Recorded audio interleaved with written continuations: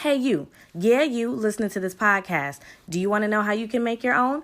All you have to do is go to anchor.fm/start. Yep, it's that simple. Best of all, it's 100% free and ridiculously easy to use. And now, guess what? Anchor can match you with great sponsors who want to advertise on your podcast. So that means you can get paid to podcast right away. In fact, that's what I'm doing right now by reading you this ad. So make sure you go to anchor.fm/start to get started making your very own podcast. And then maybe I'll hear you saying this script. Have fun.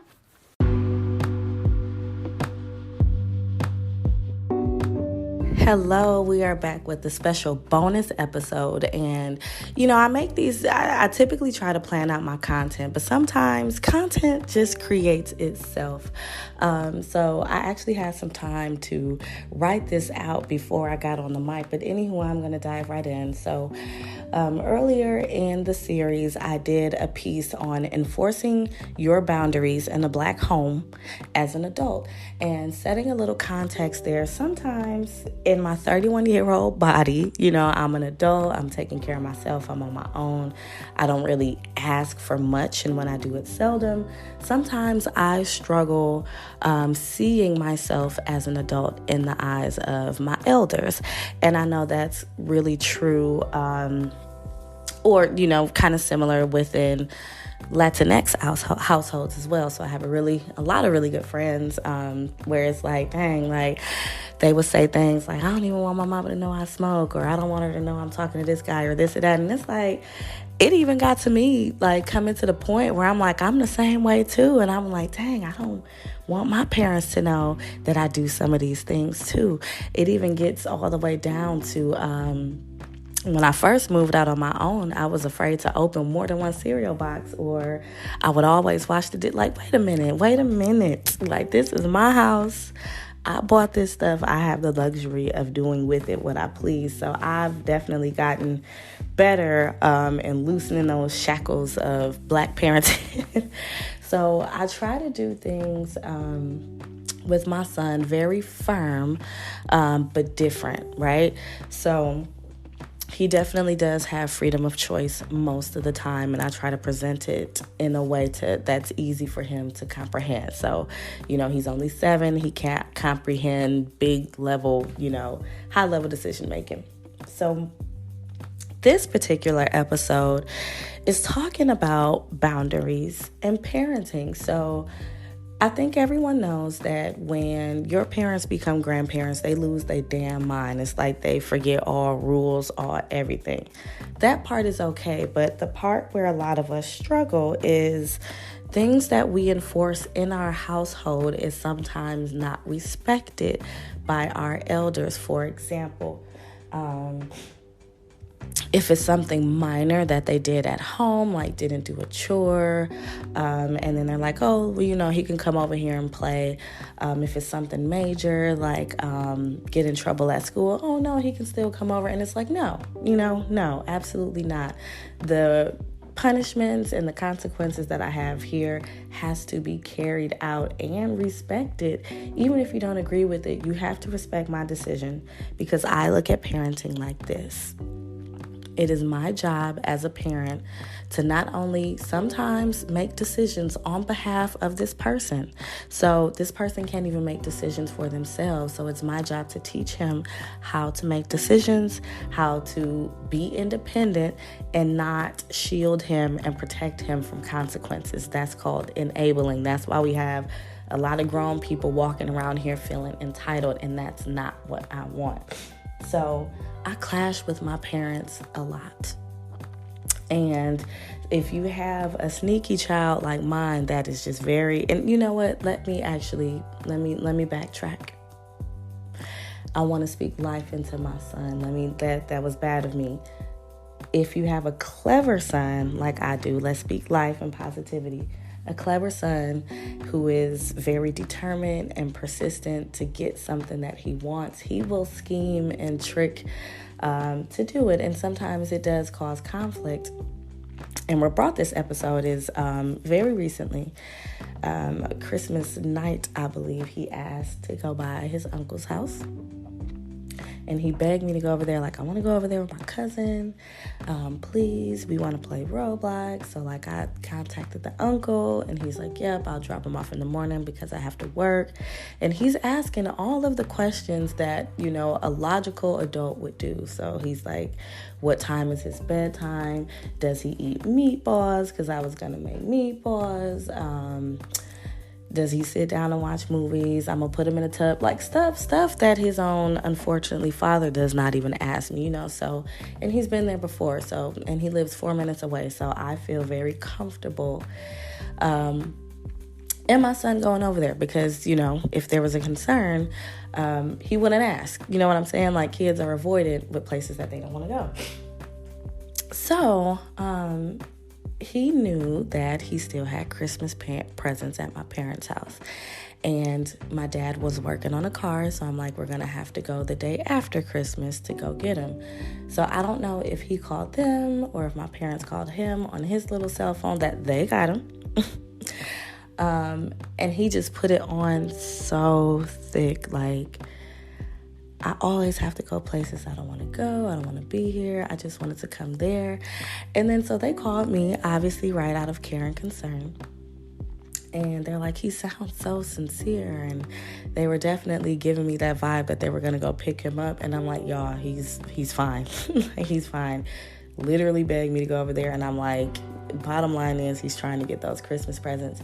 And I was immediately frustrated because, and impressed that my son would go through such great lengths. And obviously he doesn't know what he's doing. He's 7. But I would say to my parents, and I'm like, you have to dig below the surface. Like, go a little deeper. Like, bottom line is I wouldn't put my son in harm's way. And, their whole thing was, well, if someone told him, if someone hears him saying that, you don't know how they would treat him, which is very true. But again, bottom line, I wouldn't put my son in any situation that's harmful to him. So that is just kind of interesting to me, where at first I wouldn't do that. When he was a baby, I would go pick him up. And, I got to protect him. I got to shield him. But thank God for books because I really try to drive myself to provide the teaching that I did not receive myself.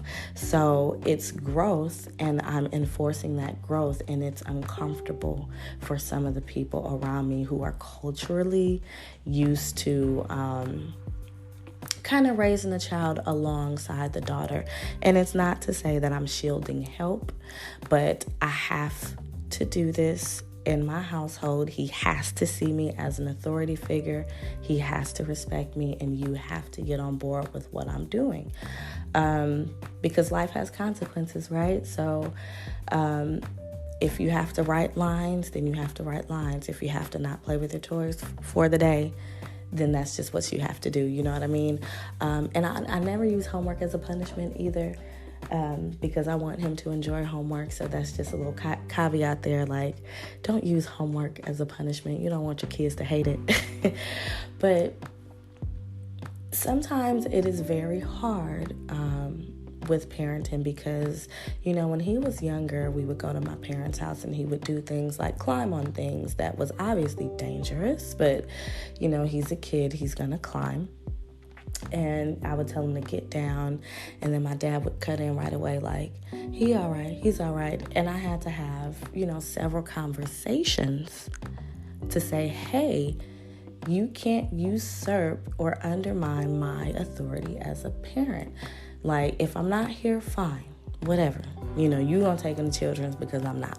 I'm not gonna become a parent again. Like, you gonna watch him get hurt and you gonna take him to children's. Thank God he never got hurt. But anyway, so then after the conversations weren't working, because it would be something as small as he can't have any soda, and a 2-year-old giving himself away like coming from the kitchen, and I'm like, you can't do that. So then I had to start being a little bit more active, and he can't come by. He cannot come by. I'm sorry, but he cannot come by. He's on punishment, or he did this, or he did this. And because I knew that the punishment was not going to be enforced in another household. He would have to serve out his punishment here. We would have a restorative justice chat, and comprehending what he's done. We would talk, and then he would be able to go back to, go in a pawpaw house or whatever. So I say this to those millennial parents out there, especially single parents or parents with overbearing in-laws and just overbearing parents in general. And it's just stay firm, stay strong, trust your decisions. Sometimes my parents had me doubting my own decision making, and you know what's best for your child. And think about how you were raised. You may have had a great childhood, but there are some things that we can always improve and evolve. There are some things I'm sure that you would have done differently or would do differently. For me, it's allowing my child to have a voice and express healthy emotion. I don't mind when he's stomping around sometimes, as long as he's not hitting me. He can express his anger. He doesn't have to bottle it up, but it has to be in a healthy way that's off to himself. And usually he chooses the form of writing down what's making him angry, or he'll sit quietly for a minute and then he'll come talk about it. So things that I never got to do or was taught and had to learn in my adult years, and now that I'm in my 30s now, I can definitely say I don't know it all, but I'm definitely a bit more grounded in my parenting and a lot more firm in my boundaries. So I leave you with that. Definitely tune in to more thoughts as they come, but this is the wrap of This Is 30 Season 2, but you definitely can stay connected with my thoughts on either of my social media pages, or you can email me with more ideas and I can do another show. But I do thank you for listening and supporting. I am signing off. Remember, always speak your truth.